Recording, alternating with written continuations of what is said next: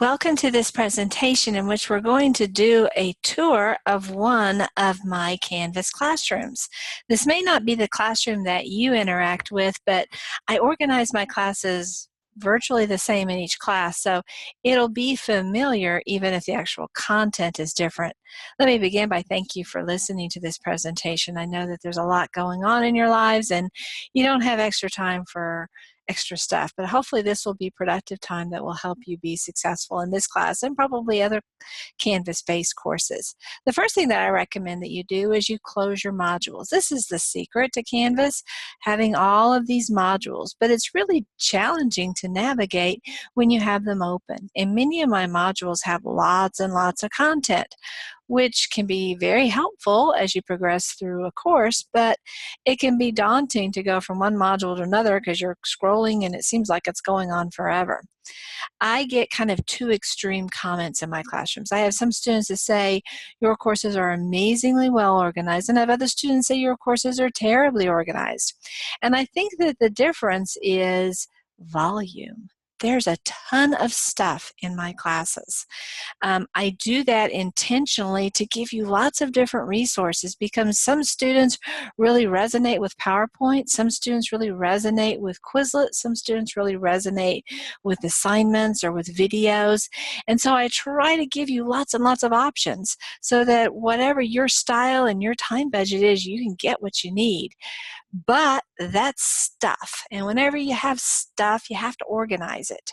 And the more stuff you have, the more challenging it is to organize, and probably more importantly, from your perspective at least, is the more challenging it is to find stuff. So keep in mind there is a system to this, and if you take just a moment to see the system, I think all of the stuff will become easier to find. It's a little bit like if you have a large library, let's say you're a public library, but you walk into the library and you're trying to find a book, but you don't realize they use the Dewey Decimal System. And you're randomly trying to find a novel and you happen to stumble in the history section and you keep on looking for a novel, but you can't find one. You may feel like it's a poorly organized library. I mean, after all, you're going through book after book and you just can't find the book you're looking for. And then somebody says, well, gosh, all the novels are on the next floor. And you go there and you find exactly what you're looking for. So pause for a moment and kind of play around with me as we explore this. So my first tip is close your modules, because that way each module is going to be very, very small. And you can see here in my courses, I typically start with a module that I call either orientation or start here or something like that. That's the module that you're going to start with. It's kind of obvious. Sometimes I have two modules here because I have so much stuff. Even I agree it's a little overwhelming. So this is where you're going to focus that first week, most likely. After that, you're going to see that you have modules that are typically numbered. And you can see here I have a module that says emails, a module that says inter-office communication, client communication. This course doesn't really have chapters because there is no textbook, but if you're in a class with chaptered textbooks, I'll typically say Module 3, Chapter 24, and then I'll give the name of that chapter or whatever. If you keep them closed, it's going to be easy for you to go from Module 4 down here to Module 8, and so that's why I recommend that. But let's just peek inside a module and see what we have here. This is a pretty commonly organized module. I'm very likely to start with lectures on top, and you can see in this class I actually start with the grammar materials, but under here I get the lecture. So you can see in all of these chapters going forward, for this particular course, I'm going to start with grammar materials on top, and you can see I have one video, then I have an activity that you can do or not as you see appropriate, and then I have the answers to that activity.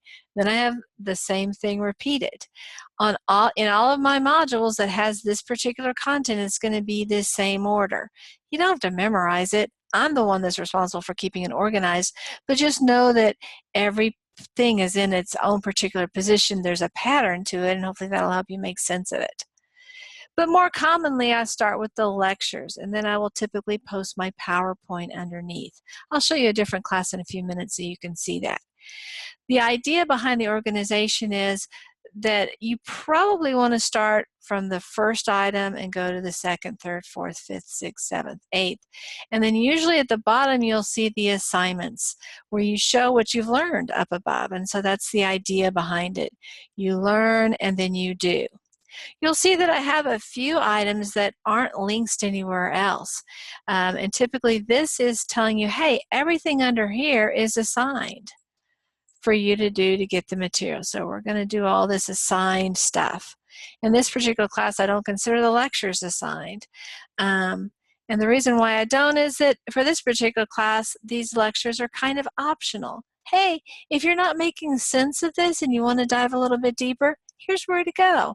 But if everything is clicking and you're doing great on this stuff, you're ready to go and do the assignments. So again, I don't always have this differentiation, but this is an example. So there's a logic to it that hopefully will make sense as you go through it. And then I have the assignments. Many times I will have an activity or an assignment of some type. I'll have a discussion board, and then I'll have some type of quiz. So oftentimes the assignment area will have this pattern of 3 items, and I'll arrange them in the same order in each particular case. Sometimes below the module, there will be a key section. This is designed so that as soon as your assignment is graded, you can have access to the key. But students who are not perhaps doing the activity yet or haven't had their activity graded aren't going to be able to see the key right away. This is a way for me to kind of segregate the 2 populations in a particular class. So keep that in mind. This will open, you can see, once your assignment is graded. And you'll see that throughout this course. So don't worry when you click on this and you can't actually click on these materials, because these are going to be available at that magic moment when I have the stuff graded. So in most of my classes, though, I'm not going to have this. The assignments will become available once I grade them, and there won't be a second category. You'll just be able to open the assignments within the original module. Okay, you'll also see in my classes that we have modules for tests. And so in this particular case, the midterm examination is in some module. Sometimes I put the preparatory materials there too. Sometimes I just keep the examinations. The final examination will typically be the last substantive module. And you can see here again, I have my preparatory material and my final examination. One of the things that happens with final examinations is that sometimes, in this particular case, I'm going to open this up. Oh, this is information. I'm sorry, I hit the wrong one. Apologize for that. Let me go back to the final examination. Oh, actually, I had the final examination in its own module. I'm sorry. So here, you can see I have 2 tests. So if I'm taking this at the Collin Testing Center, I can click on this first screen, but I can't click beyond this. I have to be in the Collin Testing Center to go farther than this. If I've elected, if I've let the instructor know by the deadline, which is typically 10 days before the testing window open, and my computer is compatible with the ProctorU materials, then I can use this one. The tests themselves are the same, but the passwords and the location that you take the test are different. So it's really important that you click on the right one when you're taking the test. Sometimes I include additional files in the course. You can see in this one I have sample documents down here. In this particular class, I usually field about 2 or 3 emails from students who can't find the sample documents. And I think it's because they have all of their folders open, all their modules open, and so it's hard to see where one module begins and one module ends. So if you're having difficulty finding the sample documents folder, know that it's at the end, and know that if you close all of your modules, it'll pop out pretty clearly. Then I have web links. This is just if you find it interesting, places you might want to go, resources that might be helpful for you as you progress in the course. Let's look at some other tools that we have. One is announcements. Now the announcements that I have in the course are available in 2 methods. One is you can come here and see the announcements. You can also see the announcements in your Cougar Mail mailbox. So when I send an announcement, when it's ready to go, I actually send it out. many of my my emails I recycle from previous years, so I keep them here. But for example, I haven't graded in this class this particular module, so you're not going to want to open this yet because it's not going to be meaningful for you. But when I have graded it, I'll open this one up and then I will resend it and it will appear here so you can see what's going on in the class. So just want to make that point. Look for the ones that have posted here. Don't worry about the ones that aren't posted. You're honestly not going to get any answers to questions or anything. It's not going to make a lot of sense until the assignment actually posts. And I'm going to change it before I actually post it. This is the one from the previous semester. So again, there's two places to look, either here or in your Cougar Mail. You'll find your grades here. A little reminder about grades is the data that you'll see here is going to be correct. The information over here, though, I typically don't enter. I don't enter it because Canvas is not able to correctly calculate the grades for my classes. They're just too complex. I wish that it would. The reason why I don't put it in at all is that the more I put this data in, the more it leads you to think that Canvas is going to accurately calculate your grades. It just can't.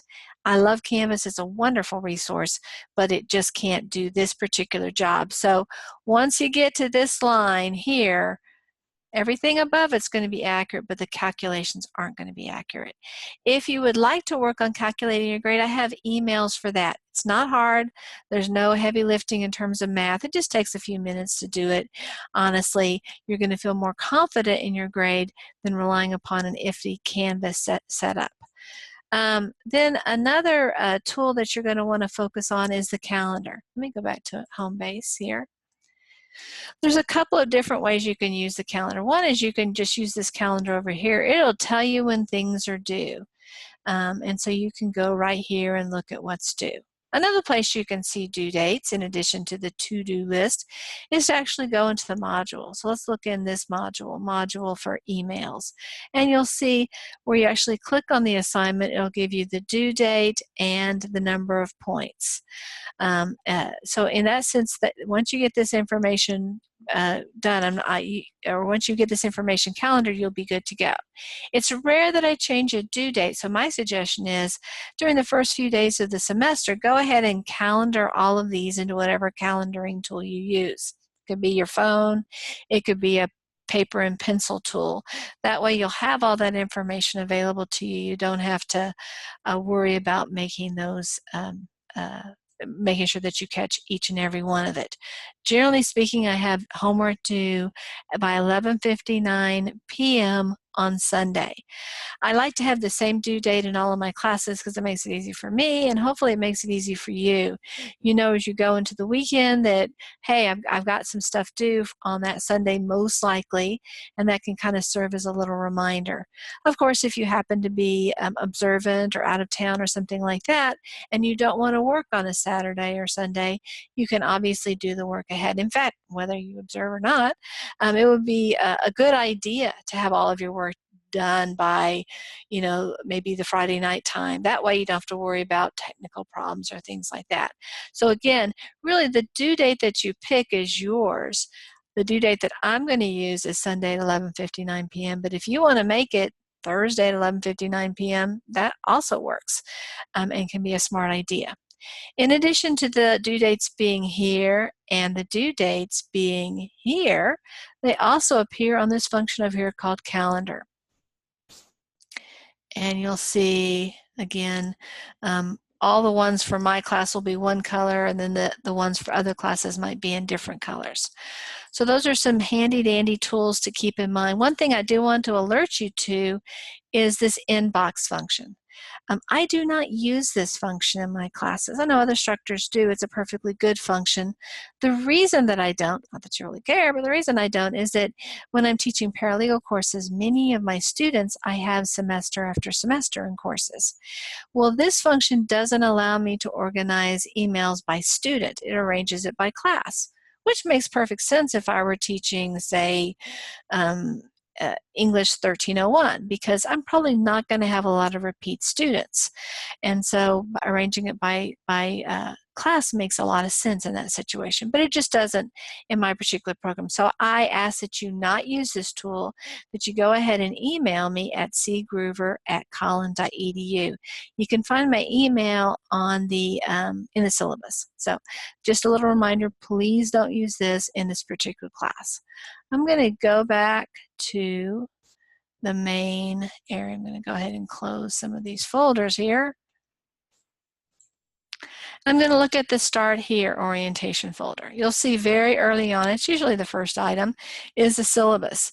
My suggestion is to print this up and to read it through once or twice at the beginning of the semester, highlighting the things that you want to particularly remember.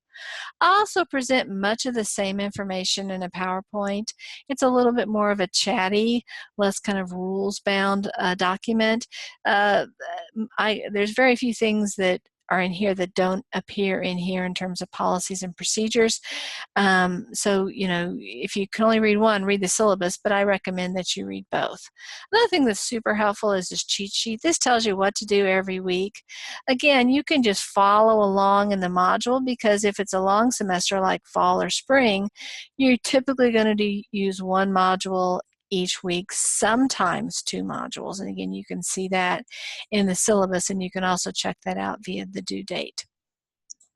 But the cheat sheet is a handy little reminder. The frequently asked questions is another good resource, kind of along the lines of the syllabus and the PowerPoint.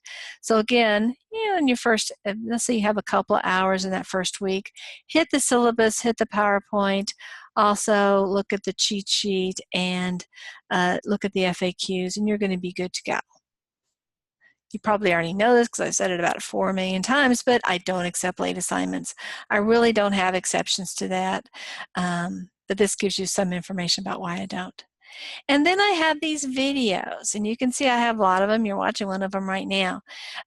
These are designed to fill in the blanks. Some people listen or like to listen more than read a document. It makes more sense to them. And so I like to present information in the way that makes most sense to my audience, to you. And so if you prefer to listen this way, I've kind of broken it down by topics. And so hopefully that'll be helpful. I'm going to switch to another class just so you can see another style of presentation. I'm going to go to my business law class.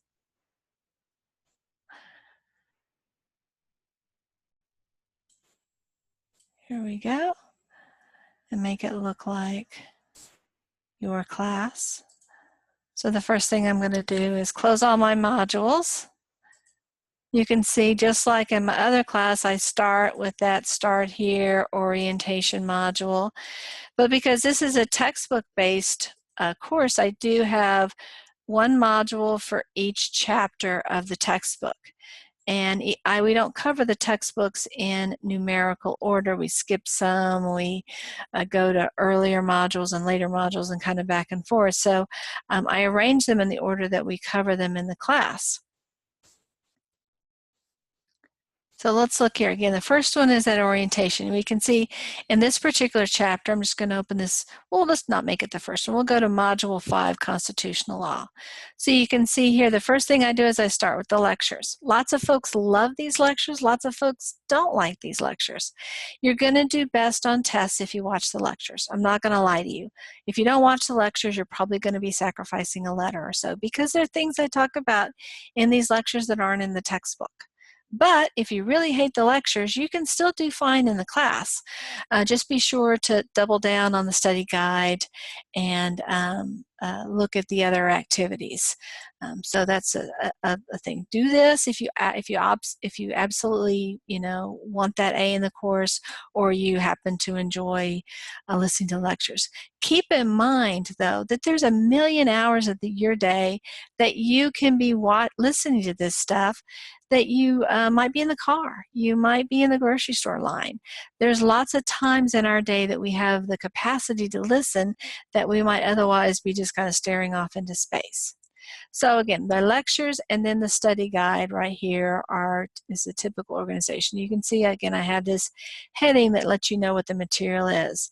Then I have additional videos and other kind of miscellanea. Again, they're assigned, and then after that, I have the activity. So we learn stuff, cover it, learn the stuff, and then we do it. And you can see here we're going to have 3: discussion, assignment, quiz. And that's how we'll go forward. Now, some chapters won't have this many lectures. Some chapters won't necessarily have anything in this category, so it might be missing. But this is the system that you'll see in all the business law modules other than the first one. So let me go down here again. We have our own module for the midterm. I do, in this case, have the information about the midterm and then the 2 versions of the test. Again, you'll know whether you're taking it and which way you will be taking it. And here we end with a final examination. Same deal.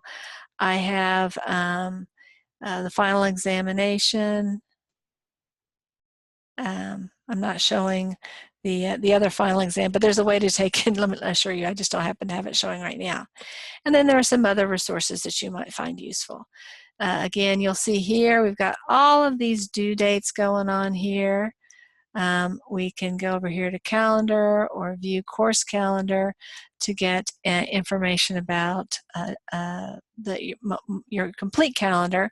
Again, you want to calendar these in your personal day planner so you're covered. You have your announcements here. Again, the ones that show the date are the ones that I've already released. These aren't available quite yet. And then we have our grades. Again, same idea here. You're going to want to look at the raw grades, and then you're going to be able to use that information to come up with an approximation of your final grade.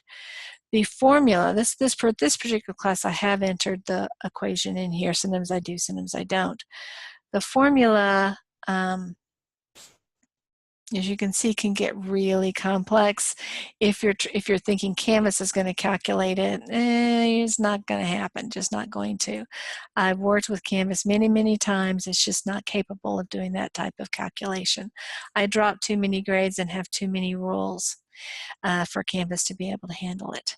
In the orientation module, we have the same type of stuff. I have, in this case, I put the cheat sheet on top, what to do each week. They also have our FAQs, our syllabus, and our PowerPoint.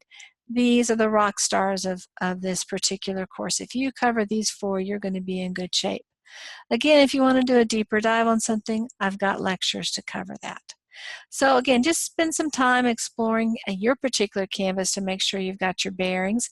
I hope that this overview has been helpful. If you'd like to come and meet with me to talk with me in more detail, I would be delighted to do so. If you get overwhelmed by the amount of content, be sure to close the modules that you're not currently working on and just kind of flip through the ones that you need as you need them. Thanks for your attention. I hope you have a great day.